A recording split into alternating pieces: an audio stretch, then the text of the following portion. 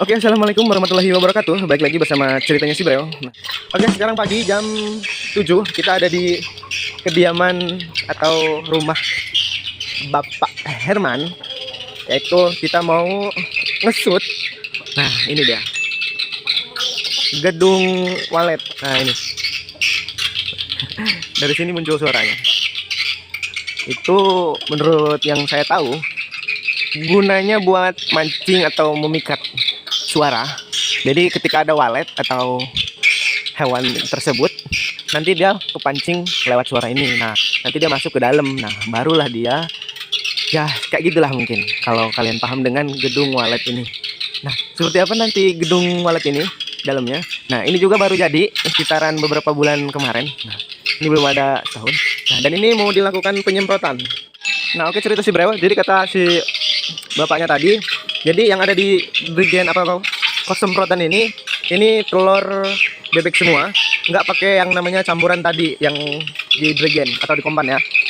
Tapi kalau mau diperpadukan juga bisa. Nah, nanti selesai habis ngisi itu, kita masuk, kita cek dalamnya. Ini tinggi kisaran 10 atau 11 katanya. Ini adalah proses penyemprotan awal di dinding yang baru atau gedung baru. Gunanya untuk menghilangkan aroma semen. Menghilangkan aroma semen, bau semen, ya itulah. Yang penting khas-khasnya itulah. Nah, ini dia tim COVID. Tim COVID-19. Kita lihat dalamnya seperti apa. Oke. Nah, oke, jadi seperti ini dalamnya. Nah, itu dia. Kiranya kita masuk langsung zigzag ini ya di dalam, tapi ternyata seperti ini. Nah, ini adalah penyemprotan awal. Karena kita rasakan juga di sini aroma semen masih nyengat sekali ya. Nah, ini di lantai bawah. Dalamnya ternyata seperti ini dan lantainya pun masih tanah. Nah, ini dia salon kecil-kecilnya, dia juga hidup. Oke, proses penyemprotan ke lantai 2. Kenapa? Iya lah. Oh, kita nggak boleh menggunakan sepatu dikarenakan takut kotor katanya. Mungkin ya itu tadi, demi hasil yang lebih bagus. Kita copot sendalnya, sepatunya. Kita kotor katanya. Mungkin ya itu tadi, demi hasil yang lebih bagus. Kita copot sendalnya, sepatunya. Kita naik ke atas. Nah, mungkin di atas juga belum disemprot. Kita langsung naik ke lantai 3. Takutnya mengganggu di lantai bawah. Oke, nah ini kita udah ada di lantai 3. Nah, di bawah lantai 1, lantai 2, lantai 3. Ini lantai 3. Kalau lantai 3 dia agak ini ya, dekat atau pendek. Ini fungsinya nanti buat pancingan walet, buat mereka bikin rumah. Nah, mungkin kalau udah banyak nanti dia pada buat sendiri. Nah, ini juga ada.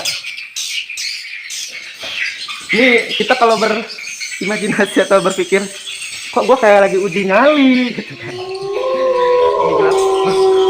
Ada siapa di sana? Tunjukkan pesanan. Wah, ini kang semprot sudah naik. Oke, kita masih di lantai 3 dan masih dilakukan penyemprotan. Kita langsung naik ke lantai 4. Ini udah lantai 4 dan itu ke bawah.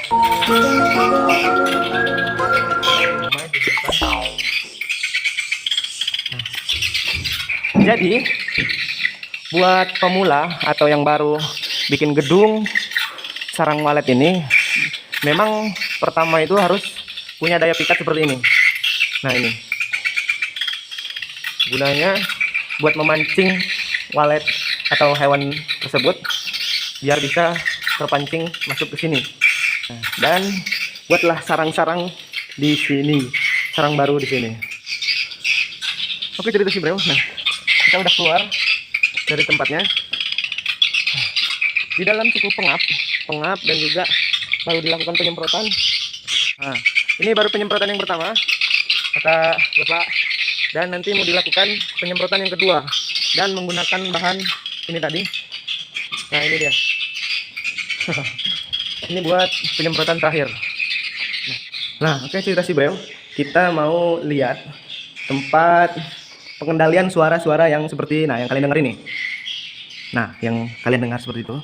Nah, jadi ini dia tempatnya dan ini dia alat-alatnya.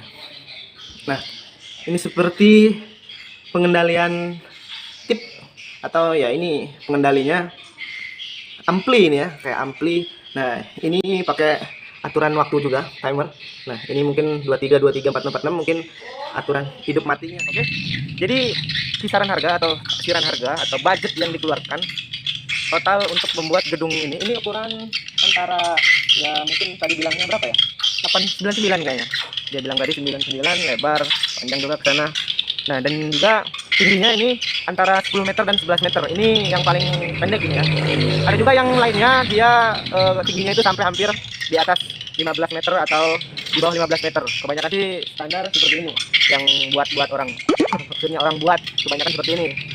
Nah, jadi kisaran harga dari kita beli material kayak batu, semen, batanya, terus rokok kah, kayunya kah, dan kemudian genteng. Pokoknya semua ini gedung ini itu yang setinggi 11 meter ini menghabiskan biaya sekitaran dia tadi bilang 150 itu belum kita beli yang lainnya ya, kayak buat soundnya, pemancingnya gitu, kayak speaker kecil, dan juga pokoknya banyak. Kalau udah jadi kayak gini yang mesti ditambahin itu yang lengkap itu pasti banyak. Nah, dan juga kalau misalkan sudah jadi seperti ini, kita harus ada yaitu tadi dari salon kecil, salon yang besar, sampai yang gede-gede banget. Nah, ini suaranya buat pemikat. Nah, ini pakai anggaran juga, dan juga tentunya nggak murah, pastinya lumayan harganya. Nah, jadi kisaran harga atau budget yang dikeluarkan ketika buat gedung seperti ini yang tingginya 11 meter dan lebar tadi 99 itu habis 150. Nah, kita hitung kotor aja karena dari tahun ke tahun yang namanya bahan material segala macam itu pasti ada kenaikan, walaupun nggak kenceng ya pasti ada kenaikan aja. Dan juga di situ kita hitung anggaran yang ditelan untuk bikin sebuah gedung ini itu dari 150 sampai 200, bahkan bisa lebih kalau gedungnya lebih tinggi. Nah, itu kisaran harga seperti itu ya. Dan tentunya bagi petani walet jangka 3 bulan itu sudah mulai masuk waletnya. Ini juga ada 1-2 masih berkeliaran di atas. Mungkin dia pengenalan, nggak bisa kita shoot karena dia lumayan tinggi. Nah, mungkin baru pengenalan baru, nanti dia baru masuk ke dalam, adaptasi nambah banyak. Nah, jadi yang diambil dari walet ini adalah dia lendirnya. Kalau lendir kalian bisa menghasilkan budget, nah kalau tidur ditampung ya lendirnya lumayan. Bisa kalian jual. Nah, saya juga udah nanya atau bincang-bincang tadi sama yang punya gedung ini, itu kisaran kalau sudah sebulan sekali ya dicek karena buat lihat perkembangan, dan juga kalau sudah bisa produksi dari per on sampai sekilonya itu dari sarangnya itu yang udah kita panen, itu per kilo kita bisa anggarkan kalau lagi ngetir banget harganya itu nyampe 7 sekilonya itu bisa 7 jutaan. Nah, jadi sekilonya itu bisa 7 jutaan, dan tentunya kalau lebih dari 1 kilo atau 2 kilo kelihatan bukan hasilnya. Nah, lumayan. Jadi semua bisnis bagus, dan tentunya dari ketelitian kita, dari ketelatenan kita dalam mengelola bisnis tersebut. Jadi kalau kitanya memang kalau niat dan benar-benar, semuanya pasti berjalan. Cukup sekian cerita si Bel. Jangan lupa di share, di subscribe, dan di like. Jangan tinggalin cerita ini sebelum di subscribe. Oke? Jadi terima kasih udah ngikutin perjalanan kita. Assalamualaikum warahmatullahi wabarakatuh.